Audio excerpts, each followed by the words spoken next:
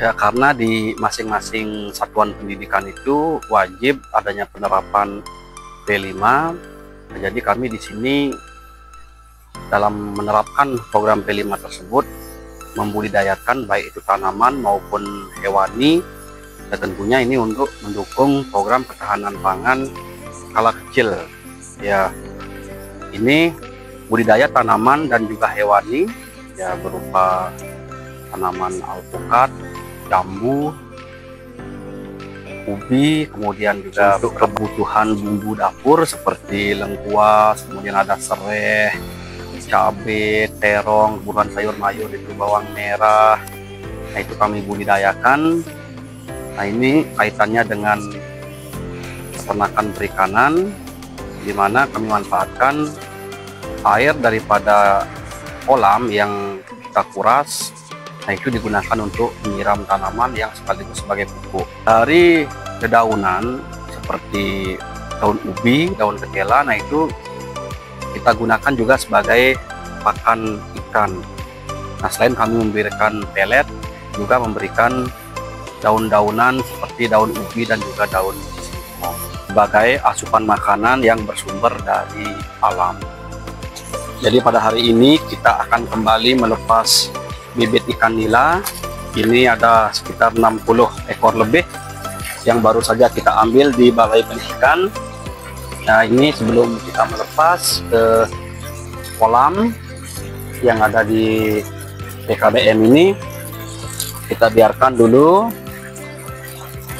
di dalam kolam ini dan bibit yang masih dalam kantung ini supaya nanti dia beradaptasi dengan lingkungan yang baru. Karena tentu saja kualitas air yang ada di tempat sebelumnya dengan yang ada sekarang di sini tentu berbeda. Nah, sehingga perlu penyesuaian supaya meminimalisir terjadinya stres pada ikan yang mengakibatkan kematian. Nah, di sini kiranya udah cukup kami lakukan penyesuaian dan sekarang kita akan lepas bibit ikan ini bersama-sama supaya dia menyatu dengan yang lainnya. Inilah pentingnya kita belajar dari hal yang berskala kecil untuk menuju ke hal yang lebih besar.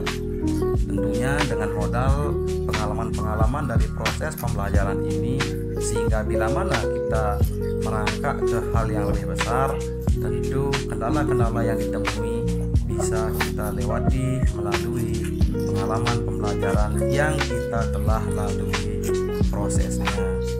Jadi karena ini masih tahap pembelajaran, masih banyak hal yang perlu kita tingkatkan. Jika hal ini ditekuni dan dikelola dengan baik, tentu akan bisa menjadi sumber penghasilan baru dalam hal budidaya ikan air tawar. Pangsa pasarnya ya cukup lumayan, ini cukup menjanjikan ini bila ditekuni.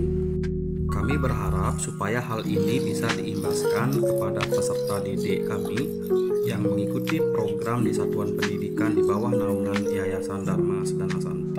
Selanjutnya kita akan lepas, kita biarkan dia lepas sendiri untuk berbaur dengan ikan-ikan yang lainnya.